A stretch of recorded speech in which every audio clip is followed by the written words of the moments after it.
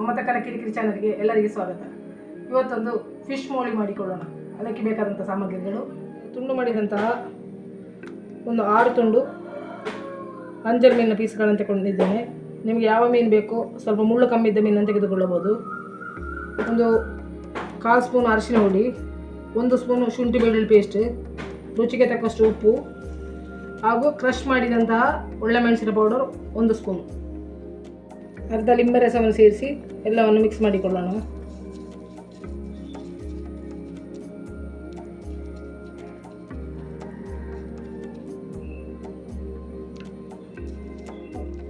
ಮೀನಿಗೆ ತಾಗಿಸಿಕೊಳ್ಳೋಣ. ಇದಕ್ಕೆ ಯಾವುದೇ ಕೆಂಪು ಮೆಣಸಿನ ಮಸಾಲೆಯನ್ನು ನಾವು ಹಾಕಿಕೊಳ್ಳುವುದಿಲ್ಲ. ಖಾಲಿ ಒಳ್ಳೆಮೆಣಸಿನ ಖಾರದಿಂದಲೇ ಇದು ಖಾರ ಆಗಬೇಕು. ಕ್ರಷ್ ಮಾಡಿದಂಥ ಒಳ್ಳೆಮೆಣಸನ್ನೇ ಹಾಕಬೇಕು. ಪೌಡರ್ ಹಾಕಿದರೆ ಇದು ಚೆನ್ನಾಗಿ ಬರೋದಿಲ್ಲ ಟೇಸ್ಟ್. ಒಂದು ಅರ್ಧ ಗಂಟೆಗಳ ಕಾಲ ಇದನಿಗೆ ಫ್ರೀಸರಲ್ಲಿ ಇಟ್ಟುಕೊಳ್ಳೋಣ. ಗ್ಯಾಸ್ ಮೇಲೆ ಒಂದು ತವ ಇಟ್ಟು ಒಂದು 2 ಸ್ಪೂನಷ್ಟು ತೆಂಗಿನ ಎಣ್ಣೆಯನ್ನು ಹಾಕಿಕೊಳ್ತಾ ಇದ್ದೇನೆ. ಇದು ಫಿಶ್ ಮೋಳಿ ಮಾಡಲು ಮೊದಲಿಗೆ ಮೀನನ್ನು ಫ್ರೈ ಮಾಡಿಕೊಳ್ಳಬೇಕು. ಮೊದಲಿಗೆ ಸ್ವಲ್ಪ ಕರಿಬೇವಿನ ಸೊಪ್ಪನ್ನು ಹಾಕಿಕೊಂಡಿದ್ದೇನೆ. ಮ್ಯಾಗ್ನೇಟ್ ಮಾಡಿ ಇಟ್ಟಂತಹ ಮೀನನ್ನು ಇಡ್ತಾ ಇದ್ದೇನೆ.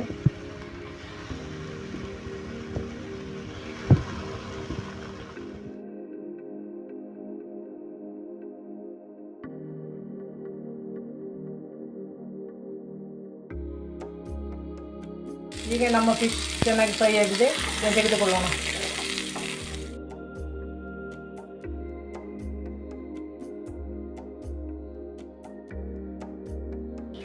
ಮೊದಲಿಗೆ ಒಲೆ ಮೇಲೆ ಬಣಾಲೆ ಇಟ್ಟು ಒಂದು 2 ಸ್ಪೂನಷ್ಟು ತೆಂಗಿನ ಎಣ್ಣೆಯನ್ನು ಹಾಕಿಕೊಳ್ತಾ ಇದ್ದೇನೆ.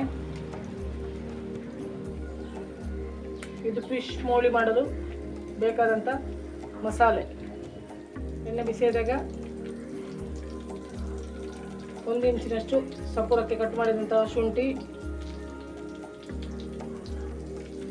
ಒಂದು 7-8 ಎಸಳು ಬೆಳ್ಳುಳ್ಳಿ ಸಪೂರಕ್ಕೆ ಕಟ್ ಮಾಡಿದಂಥವು,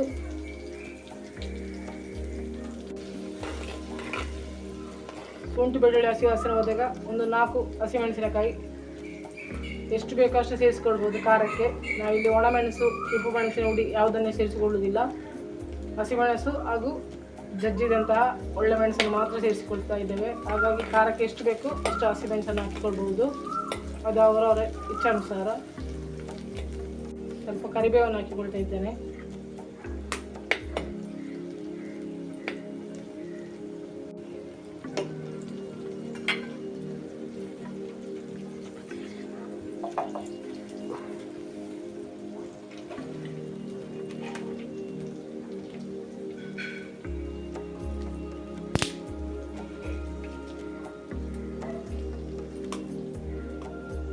ಈಗ ನಮ್ಮ ಬೆಳ್ಳುಳ್ಳಿ ಚೆನ್ನಾಗಿ ಕಾದಿದೆ.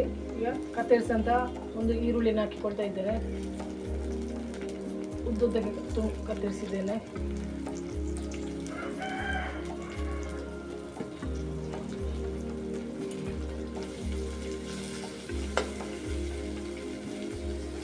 ಈಗ ನಮ್ಮ ಈರುಳ್ಳಿ, ಶುಂಠಿ, ಬೆಳ್ಳುಳ್ಳಿ, ಹಸಿಮೆಣಸೆಲ್ಲ ಚೆನ್ನಾಗಿ ಬಾಡಿದೆ. ಈಗ ಇದಕ್ಕೆ 1/4 ಸ್ಪೂನಷ್ಟು ಅರಿಶಿನ ಹುಡಿ, ಅರ್ಧ ಸ್ಪೂನಷ್ಟು ಜೀರಿಗೆ ಹುಡಿಯನ್ನು ಹಾಕಿಕೊಳ್ತಾ ಇದ್ದೇನೆ.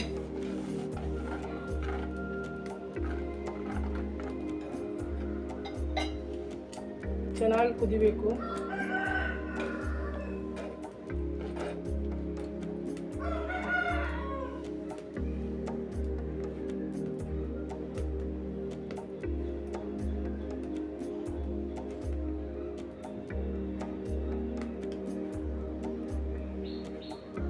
ಈಗ ಇದು ಚೆನ್ನಾಗಿ ಕುದೀತಾ ಇದೆ. ನಾವು ಫ್ರೈ ಮಾಡಿಟ್ಟಂತಹ ಮೀನನ್ನು ಈ ಮಸಾಲೆಗೆ ಹಾಕಿಕೊಳ್ಳೋಣ.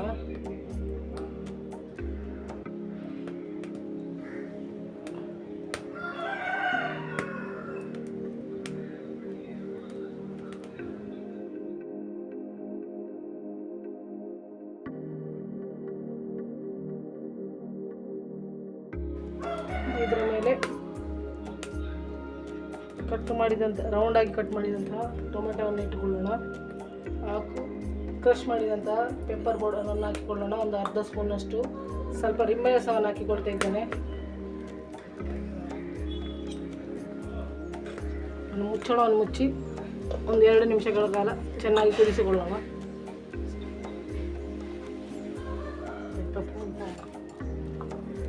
ಈಗ 1 ಗ್ಲಾಸ್ನಷ್ಟು ದಪ್ಪ ತೆಂಗಿನ ಹಾಲನ್ನು ಹಾಕಿಕೊಳ್ತಾ ಇದ್ದೇನೆ. ತೆಂಗಿನ ದಪ್ಪ ಹಾಲು ಹಾಕಿದ ಮೇಲೆ ಜಾಸ್ತಿ ಹೊತ್ತು ಕುದಿಸಬಾರದು. ಈಗ ನಮ್ಮ ಫಿಶ್ ಮೋಳಿ ರೆಡಿ.